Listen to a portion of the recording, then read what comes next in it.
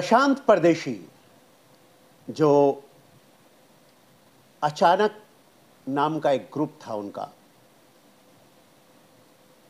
और उसके अपने पड़ोसी, अपने चचेरे भाई कमलेश परदेशी से अदावत थी, दुश्मनी थी।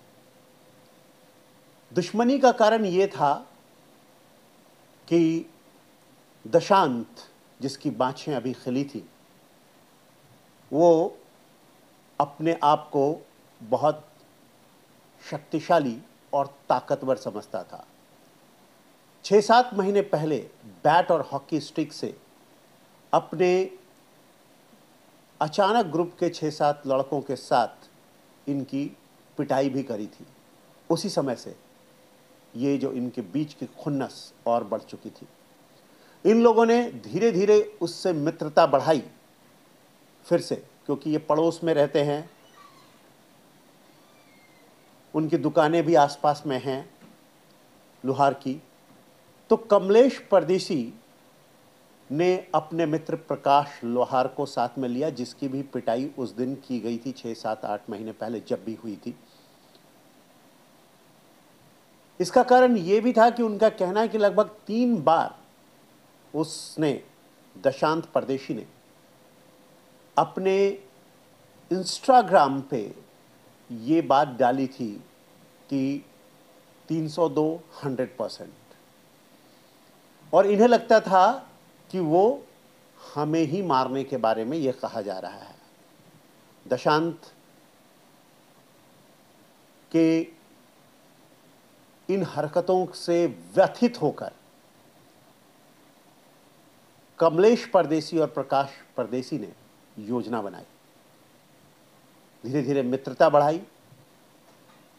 फिर भी बीच बीच में वो धमकाता रहा, पारिवारिक लड़ाइयां भी बंटवारे को लेकर इनके बीच चलती रहती थी। और कल शाम के वक्त इसको बुलाया गया। कल शाम के वक्त जब इसको बुलाया गया तो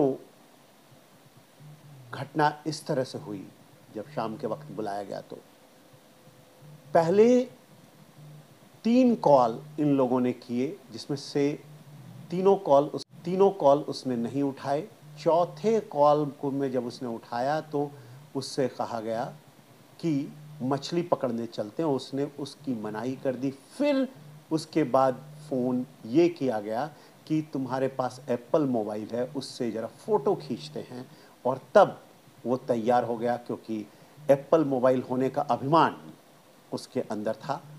और वो जब एप्पल मोबाइल फ़ोन लेकर वहाँ पहुँचा तो इन लोगों ने कहा कि हम पहले तुम्हारी तस्वीर खींचते हैं।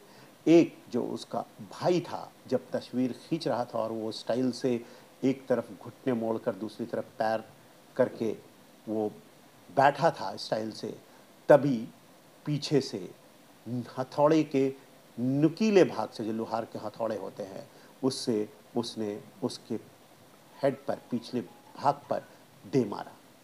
फिर दूसरा प्रहार वो जब सामने उलट गया तो उसके सर पे सामने से मारा, उसके बाद दूसरे ने उसके आँख और उसके पास मारा। इस तरह से उसके भाई और दूसरे मित्र ने मिलकर उसकी हत्या कर दी।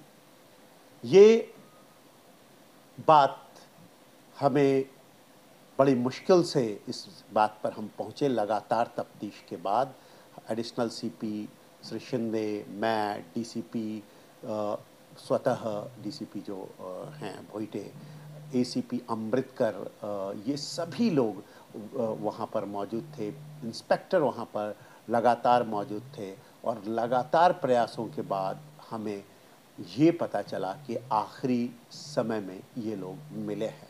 और इन सूचनाओं के आधार पर जब हमने उन्हें पकड़ा तो बहुत सारी चीज़ें सामने आई। खून से सने हुए कपड़े भी मिल गए हैं इन दोनों आरोपियों के। और दूसरी जो बात सामने आई है, 2 हथौड़ियों का इस्तेमाल किया गया है, जिसका एक हिस्सा नुकीला है। तीसरी बात जो सामने आई है कि उन्होंने उसकी मोटरसाइकिल की चाबी और जो उनका मोबाइल फ़ोन वो लेकर भाग गए थे। तो ये सारी चीज़ें सामने आने के तो बहुत सारी चीज़ें सामने आई, खून से सने हुए कपड़े भी मिल गए हैं इन दोनों आरोपियों के। और दूसरी जो बात सामने आई है, 2 हथौड़ियों का इस्तेमाल किया गया है जिसका एक हिस्सा नुकीला है। तीसरी बात जो सामने आई है कि उन्होंने उसकी मोटरसाइकिल की चाबी और जो उनका मोबाइल फ़ोन वो लेकर भाग गए थे। तो ये सारी चीज़ें सामने आने के बाद और आरोपी हिरासत में ले जाने के बाद केस का पर्दाफाश हो गया है। हम उसकी हथौड़ी वो सच बोल रहा है या झूठ बोल रहा है, वो बोलता है पानी में फेंक दिया गया है, लेकिन अभी तक ये सिद्ध नहीं हो पाया कि पानी में फेंक दिया गया। उसको ढूंढने की हम और हमारी टीम ने भरपूर कोशिश की इंद्रायणी नदी में, लेकिन वो मिला नहीं। और चूंकि वहाँ पर बांध है तो वहाँ मिल जाना चाहिए था अगर उसने वहाँ फेंका था तो वो कहीं इस बात को छुपा रहा है कि उसने वो नुकीली जो नुकीला हिस्से वाला हथौड़ी जो है उसको उसने कहाँ फेंका है।